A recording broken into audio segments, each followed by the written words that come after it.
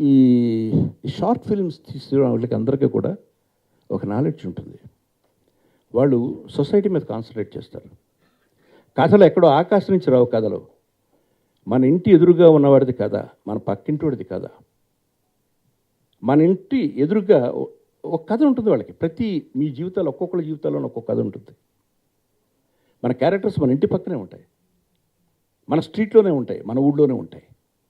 అలాంటి క్యారెక్టర్స్ పట్టుకోగలిగిన వాడే నిజమైన డైరెక్టర్, రైటర్.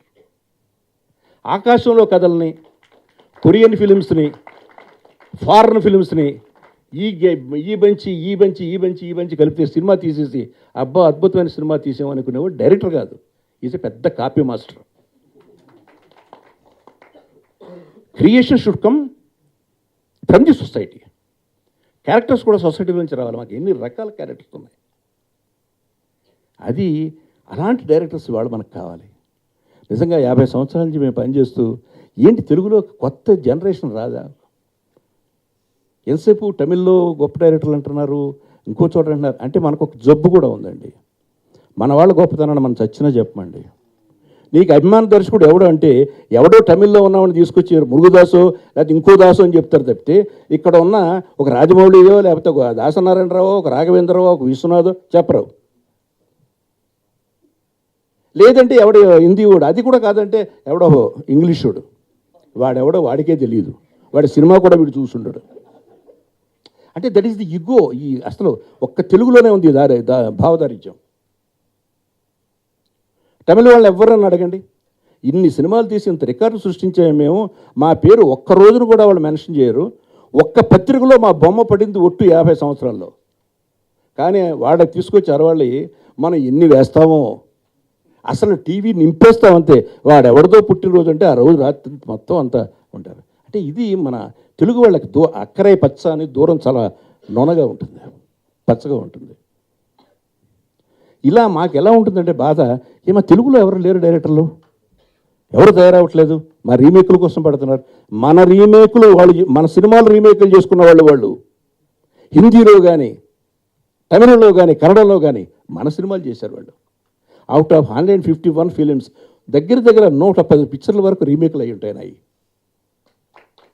మరి మనం వాళ్ళు రీమేకులు తెచ్చుకొని మనం చేసుకునే పరిస్థితి వచ్చింది. దానికి కారణం క్రియేటర్స్ లేరు. నిజంగా ఎందుకే ఎక్సైట్ అయ్యి మాట్లాడుతాను. నేనేమి ఎగ్జాజరేట్ చేయట్లేదు, నేను ఏమి ఎవరిని ఎగ్జాజరేట్ చేయాల్సిన అవసరం లేదు. బికాస్ ఒక మంచి టెక్నీషియన్ కనిపించాడు నాకు. ఎంత ముచ్చటిస్తుందంటే ది బెస్ట్ స్క్రీన్ ప్లే. ఎక్కడ స్టార్ట్ చేశాడు సినిమా? పెళ్లి చూపులకు రావడం ఏంటి, వాడేదో చొక్కా మీద ఏదో పడింది అని చెప్పి లోపలికి వెళ్ళడం ఏంటి, ఆ డోర్ లాక్ అయిపోవడం ఏంటి, వాళ్ళిద్దరు లోపల లాక్ అయిపోవడం ఏంటి, లాక్ అవడానికి 1 అవర్ పడుతుందంటే వాళ్ళిద్దరు స్టోరీలు చెప్పుకోవడం ఏంటి, ఈ అమ్మాయిని పెళ్లి చేసుకోవడానికి వాడు సిద్ధంగా లేడు, వాడిని పెళ్లి చేసుకోవడానికి ఈ అమ్మాయి సిద్ధంగా లేదు, వీళ్ళిద్దరూ కూర్చొని 2 గంటలు గడిపారు అక్కడ. What a beautiful concept. తీరా వచ్చేసరికి రావాల్సిన ఇల్లు ఇది కాదు, వేరే ఇల్లు. పైగా వాళ్ళిద్దరి మధ్య ఎలాంటి బంధం లేదు. ఈ అమ్మాయి బిజినెస్ చేయాలని డబ్బు కావాలి, ఆ అమ్మాయికి వీడికి పని చేయకుండా డబ్బులు కావాలి. వీళ్ళిద్దరూ కలిసి వ్యాపారం పెట్టాలి. అది జరిగి చావలా. There are 2 good scenes in the film. వాడు వచ్చి వాడి మీద పనికి మానలోడు అనుకున్నవాడు ఇంటికి వచ్చి, మీ అమ్మాయి గురించి మీరు ఎప్పుడు ఆలోచించలేదు, ఎంతసేపు మీ గురించి ఆలోచించారు, కూతురుంటే చాలు, కొడుకుంటే చాలు, కూతురు అక్కర్లేదు అనుకున్నారు. But she is greater than your son. నాలాంటి కొడుకుంటే నీకు తెలిసేది కొడుకు అంటే ఏంటో. What a beautiful scene. అదే మళ్ళీ అటు వెళ్తే ఆ అమ్మాయి వచ్చి అక్కడ చెప్పి పెడుతూ ఆమె హక్ చేస్తుంది. ఈ టచ్డ్ మీ. ఇది ఊరికే ఎక్కడి నుంచో చూస్తే రాదండి. అది ఆ ఫీల్ డైరెక్ట్ మైండ్లోంచి వస్తుంది. అవే గ్రేట్ టచెస్ రియల్లీ. ధనుష్ కదా, Tarun, really you did A marvellous job. Marvellous job. God bless you. The entire team, me music director, editor, cameraman, sound recordist. అమ్మా నీ పేరు? నిలబడు. ఫస్ట్ కల్చర్ నేర్చుకోండి, మీరు సంస్కారం నేర్చుకోండి, than acting. You did very well, చాలా బాగా చేస్తావు. భరద్వాజ్ చెప్పినట్టు జస్ట్ సింపుల్ గుడ్ లుకింగ్ గర్ల్గా ఉన్నావు, బట్ యాజ్ ఇట్ గ్రోస్ ఆ క్యారెక్టర్ నీకు అద్భుతమైన గ్లామర్ తీసుకొచ్చింది. వెరీ మెచ్యూర్డ్ ఆర్టిస్ట్లా చేసావు. హీరో ఆల్సో అలాగే చేశాడు. Entire team has work well.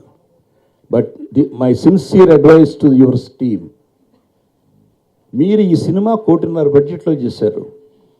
Next picture 15 కోట్ల బడ్జెట్లకు వెళ్ళకండి. Be careful. ఇక్కడే దెబ్బతిన్నారు ప్రతి వాళ్ళు. ఆ తప్పులు చేయొద్దు. సినిమాలు చెయ్యండి, గో ఆన్ వర్కింగ్, పిక్చర్స్ చేయండి, డోంట్ డిమాండ్. ఆటోమేటిక్గా మీకు డిమాండ్ వస్తుంది, మీకే. మీరు వద్దన్నా వస్తుంది. అర్థమైందా? బికాస్ ఆఫ్టర్ సక్సెస్ మీ పక్కన కొంతమంది సెక్రటరీలు చేరుతారు. నీకెందుకమ్మా ఉండు, నేను నీకు 50 lakhs చెప్తాను, నీకు 30 lakhs, నాకు 20 lakhs అంటాడు వాడు. Don't go to that. So ఇలాంటి టీమ్స్ కావాలి. ఇలాంటి సినిమాలు 10 సినిమాలు వస్తే మళ్ళీ తెలుగు సినిమా ఇండియాలో నెంబర్ 1 పొజిషన్లో ఉంటుంది. Thank you very much. లేకపోతే జనరల్గా ఇవాళ సినిమా రిలీజ్ రోజు రాత్రి కూడా, రిలీజ్కి ముందు రోజు రాత్రి కూడా సినిమా వేయట్లే, ఎవరికి చూపించట్లా. నిజంగా చెప్పాలంటే చాలామంది డైరెక్టర్లు వాళ్ళు తీసిన పిక్చరు సో సంధ్యాలోనో లేకపోతే ప్రసాద్ మల్టీప్లెక్స్లోనో ఫస్ట్ షో చూసుకున్నారు, సినిమా చూడలే వాళ్ళు. అది అట్లాంటిది ఇక్కడ 10 షోలు 15 షోలు వేసి తర్వాత విజయవాడ తీసుకెళ్ళి విజయవాడలో చూపించారంటే that is the guts of the director and the producers. అది హ్యాట్స్ ఆఫ్. తర్వాత Suresh Babu, Jagadish, you did a wise thing.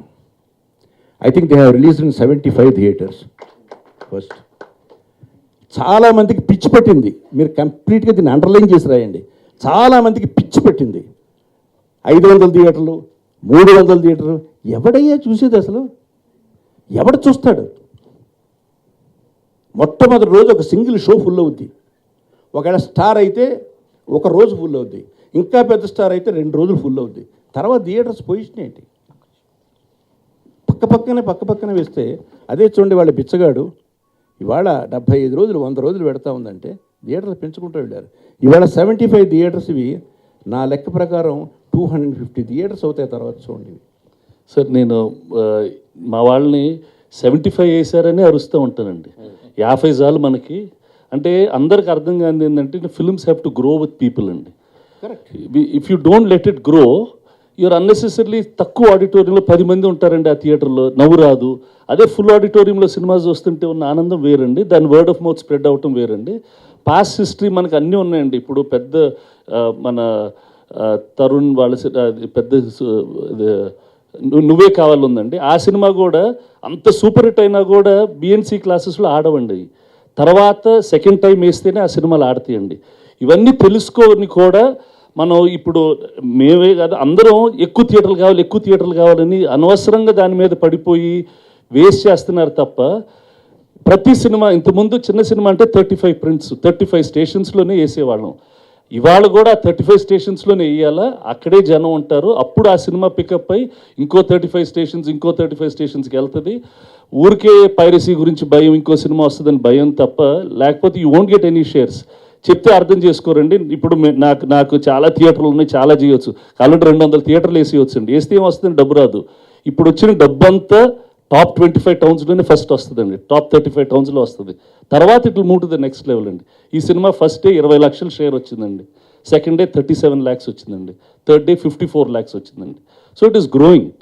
If you don't let it grow, అదే 100, 300, 400 థియేటర్లు ఉంటే అన్ని రెంట్లు కట్టాలా, లేకపోతే వాళ్ళతో గొడవపడి పర్సంటేజ్లు వేసుకోవాలా, ఊరికే ఆ ఊళ్ళో పోస్టర్లు అంటించుకోవాలా, అన్నీ చేసేస్తాం.